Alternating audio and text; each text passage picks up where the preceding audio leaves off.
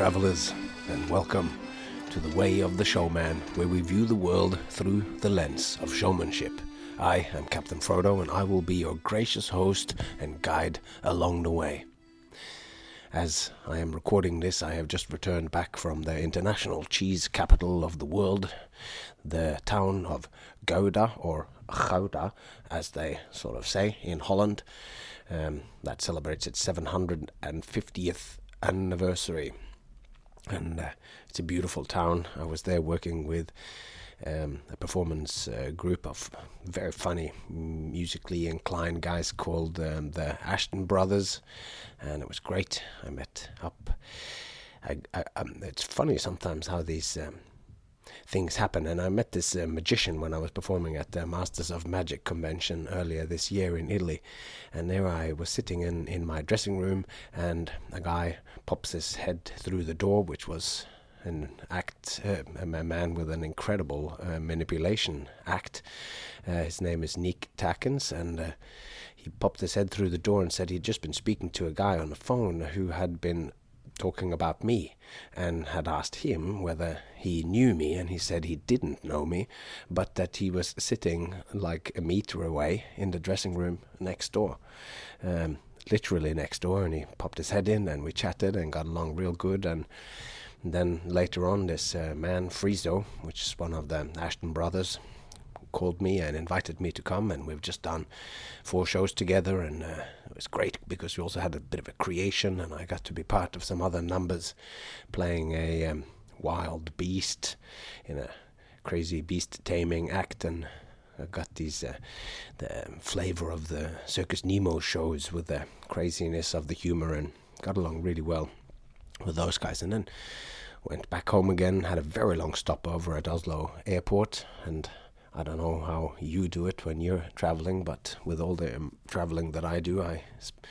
take these days of travel as work days. So I write, and I had actually there's the longest stopover I've ever had here now, and which was like 7 hours or something like that. So I spent a considerable amount of time writing and preparing as we are drawing towards the end of the book, The Way of the Showman, philosophy on showmanship in outline, which is what we are sort of coming towards the end of here. We are now on the 31st episode, where we are talking about the chapters from that book, and we're getting into the final of the 4 elements of showmanship. We have looked at the showman, we have looked at the audience, we have looked at the relationship between the two, we have looked at attention in the last few episodes, and now we're moving into the final of these sections before we're going to round it up, and that is into the world of shows. And I was there. So yeah, that's what we're moving on to. But then after I'd been sitting at the airport and writing all that, and then I came home, and next day when I just had these reflections of really feeling like I had come home, whereas I was sitting outside and my daughter has got her friends over who live really nearby. I'm sitting there looking at the sea, and the kids are squealing and having the best time, where one kid arrives and then 2 other kids arrive, and then by the time they're all hanging out, and there's like 5 kids running around in the house, and it just struck me like it really has it feels like after all this time that we've finally landed, and that now I'm really coming home, that this place here in Norway is starting to really feel like home again. And on that note, it's the big reveal is that I have now bought a house together with my wife. We have bought a house here in Haugesund, Norway, so we are going to be here for a substantial amount of time. So that's all exciting for me. But let's not dawdle anymore. Let's get into the meat of today's episode, where we are moving into the realm of shows, We've looked at the showman, we have looked at the audience, we have looked at the attention which can create it, and now we're looking at the fruition, what emerges when showman and audience meets in joint attention, namely the phenomena that we call shows.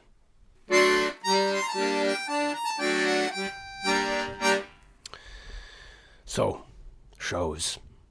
This is the final of the 4 elements of showmanship, and it is the phenomena of shows. And a showman does shows. Shows are something active, something which happens, and it is arguably the thing upon which all the other aspects of showmanship turns. It's the defining thing, if you will, at least as it's commonly understood. You don't call someone who never does shows a showman. So to most people, how can you prove that you are a showman? Well, you do a show.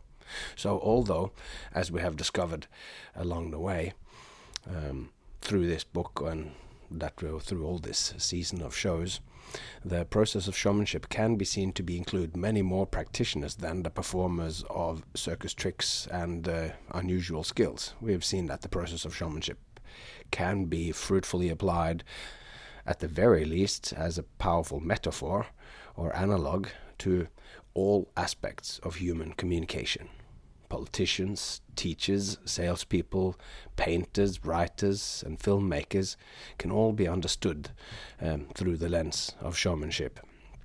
Even though this is not something that most people think of. They think of a show, can't necessarily describe what it is, but they know what a show is when they see it.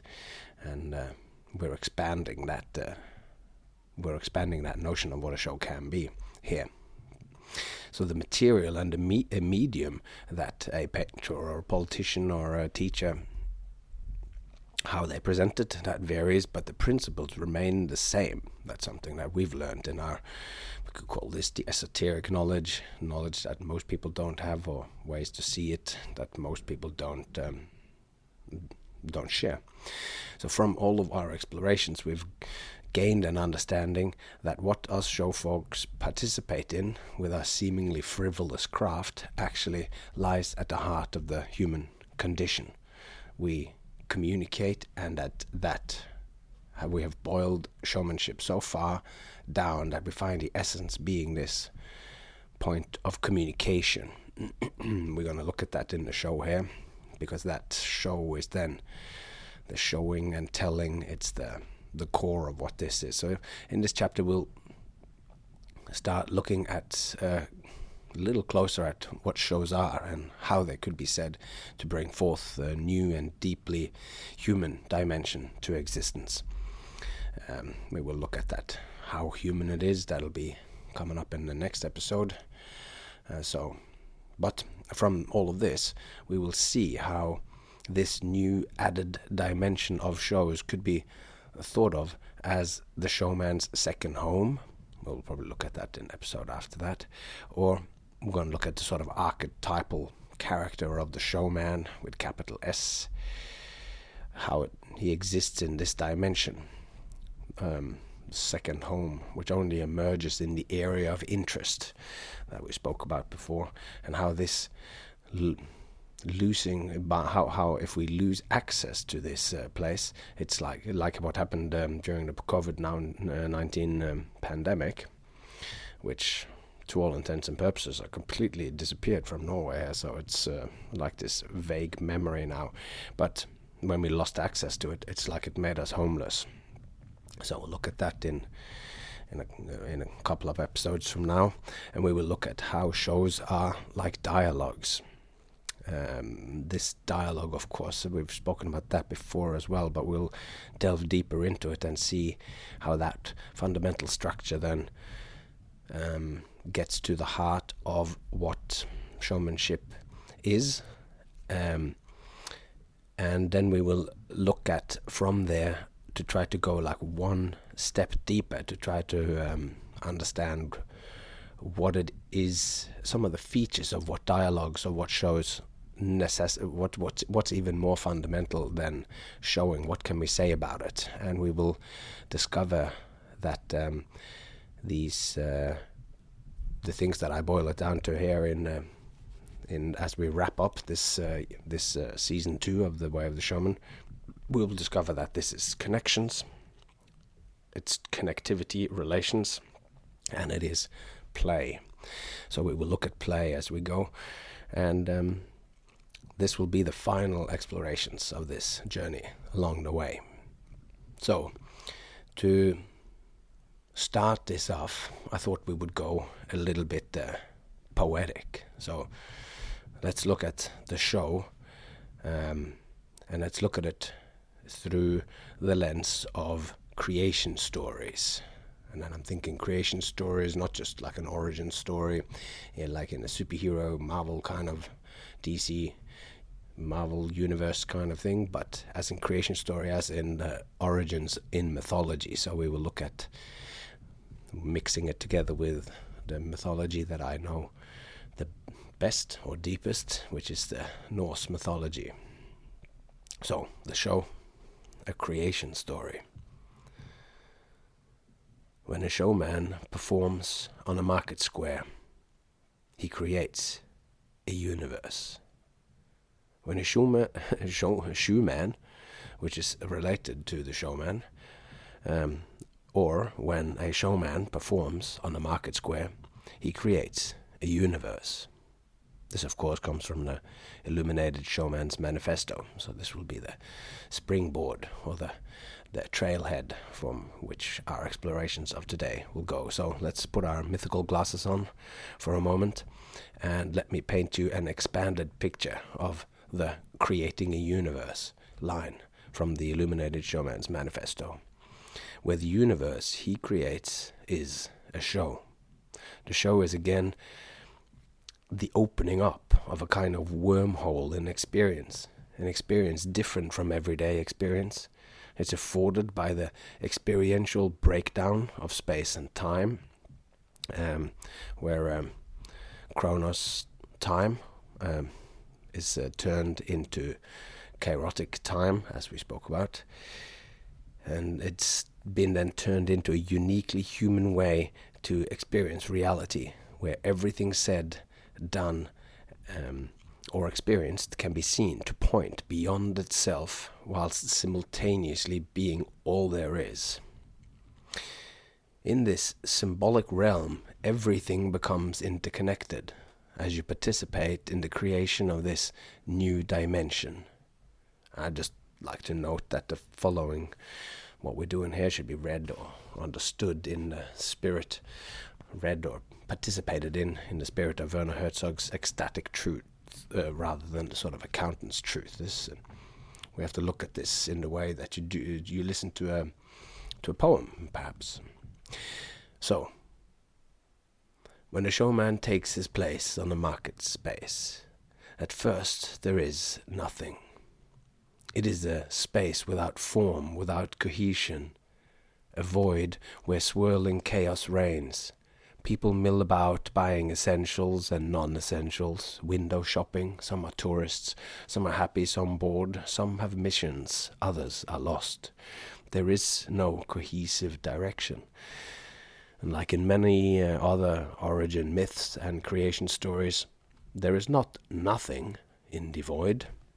There is not nothing in the void. Our metaphorical void of the market square has a lot of motion. The not nothing in the void is something, and that something is, at least in part, motion. Exactly when and from where the showman appears, no record survives, but an illuminated showman emerges into this movement of formless chaos, and within the motion he is still, the unmoving mover. This is the first polarity, stillness and movement. The illuminates stillness radiates and exudes a pull. There is gravity in the stillness, in the radiating attraction, gaze, direction, and a will to move others. The gravity of the showman is a strange attractor, drawing organization and direction from random movements. From the swirling of motion, order emerges. entities, beings, bodies gather, no longer just part of a flow. Gravity catches them. Attention is grabbed, interest piqued. Bodies and beings are pulled in, slowly, gathering orderly around him, and the smallest amount of something in the swirling nothing changes everything. The smallest amount of something, of direction in the swirling nothing changes everything. One thing and another, something and something else. Form arises in the meeting between the polarities of stillness and movement. One and an other, another, an other is the starting point for a third space in the form of the meeting between two. A dialogic extra dimension. As crowd gathers around the showman, direction is embedded in the meeting. As crowd gathers around the showman, direction is embedded in the meeting. The showman radiates his gaze, he sees and is seen. The gravity of his whole self is loud like the sun in the void. A showman's creation of a space for showtime invites form in the chaos of people milling about and brings parts together into a new and temporary whole, a new form of being. Now this simple symbolic setup has deep elements reminiscent of the first polarity, which lies at the root of the creation of cosmos in the mythology of my Norwegian ancestors. I don't use the word myth to mean stories from the deep past, which today are largely irrelevant. Often these days myth is used as synonymous with falsehoods. To me, myths are stories or structures which reveals important patterns that are of perennial value. They're always, year after year, time and time again, as culture moves on and as one civilization is born and disappears, these patterns continue to be of value and importance to human beings. And even though each culture's myth contains elements which clearly shows where it originated, like the Norse gods had spears, war hammers and ships. But so the difference to a story about Vikings, like it's not just a story about Vikings, the myths continues to be relevant and to contain wisdom. I think that in this way myths are maps of relations, of patterns and processes, which when brought into awareness and reflected on allows us to forge deep and deeper connections and insights that are of value right now in the modern age or at any time. That's why the myths don't quite go away. We continue to look at them and continue to find more. And like poems, they just can be like all the great works of art and literature which you can see again and again, and they can always be reinterpreted because there seem to be like fertile soil from which any thought seed you might plant into it, you might get all kinds of beautiful connections to sprout from it. If you approach those in a playful manner, then you get all kinds of relationships out of it. So myths aren't just stories of value for the people who first shared them. I think they continue to be valuable sources of meaning making throughout the ages. And the Norse myths, their creation myth, there tells us that before there was soil or sky or grass, there was only the gaping abyss of Ginnungagap, which was a great formless nothing, with no directions, no up, no down, nor back and front. Yet this great dark chaos was not completely uniform. Not everywhere was the same. So in the void, I guess there was not nothing in the void. There was in this, the void of Ginnungagap, there was a difference in temperature. In the silent emptiness emerged, or perhaps it had been there from before time, a polarity of hot and cold. The homeland of elemental fire was called Muspelheim, and the homeland of elemental ice was called Niflheim. Heim meaning home. Niflheim, Muspelheim, fire and ice were the two polarities in the nothingness of the void. And in the meeting of hot and cold, the ice melts to water, and in the moist, steamy fusion of where these two meet, the fruits of its dialogue, if you will, the first being emerges in this meeting of the two. And the first being is the giant, and his name is Ymir.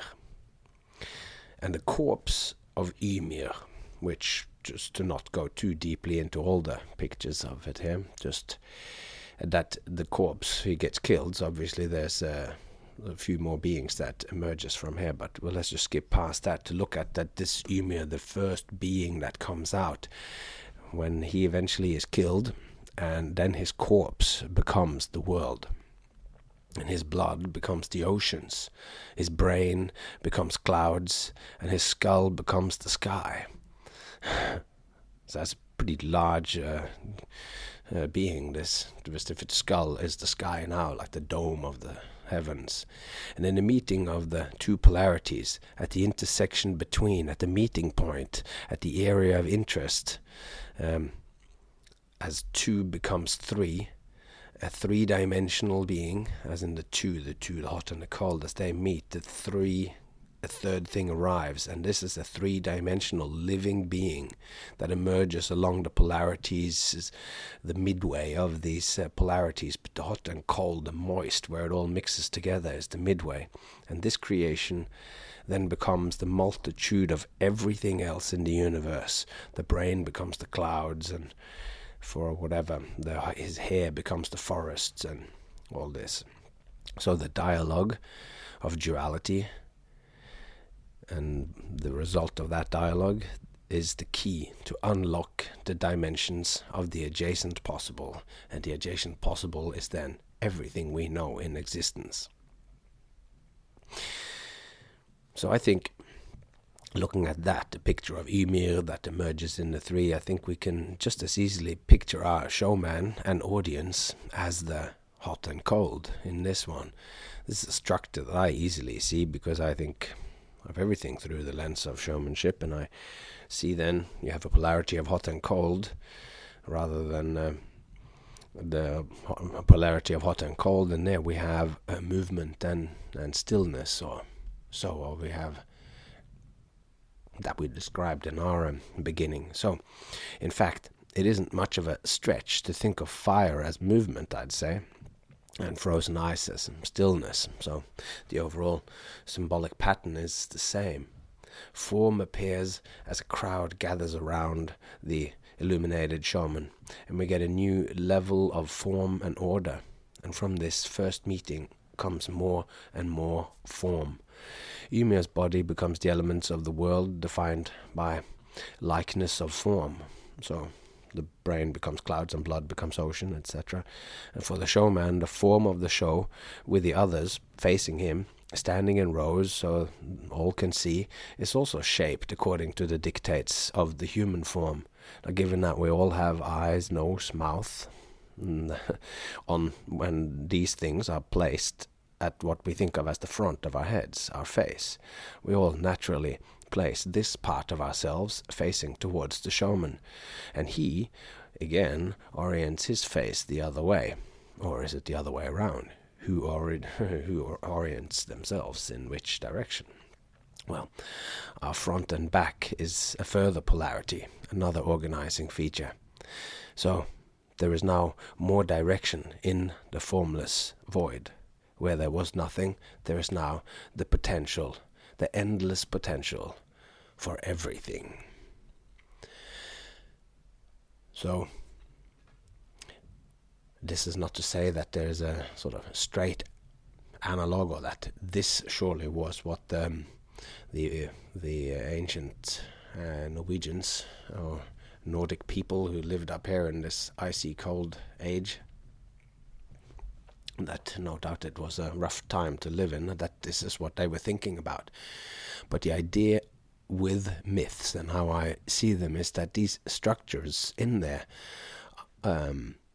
they're so primal, and especially then when you go to like the origin myths or whatever of something like that, why is there something instead of nothing, like the deepest questions of philosophy,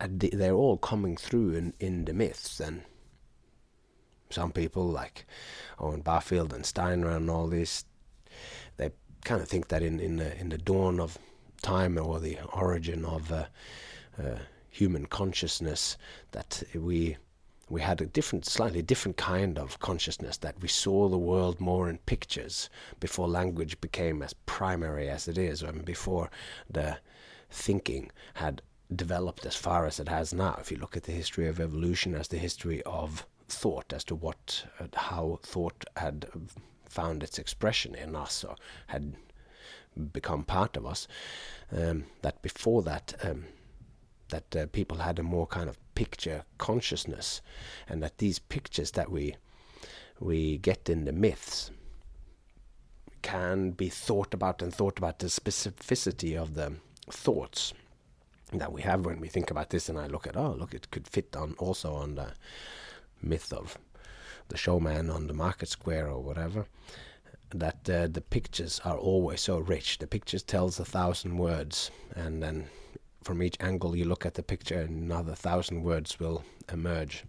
So I urge you to continue exploring how this is, or if you yourself, or not if, like you have your own things that you care about and that you're interested in, try and look at those through this mythic lens of showmanship, and see what kind of patterns you will discover,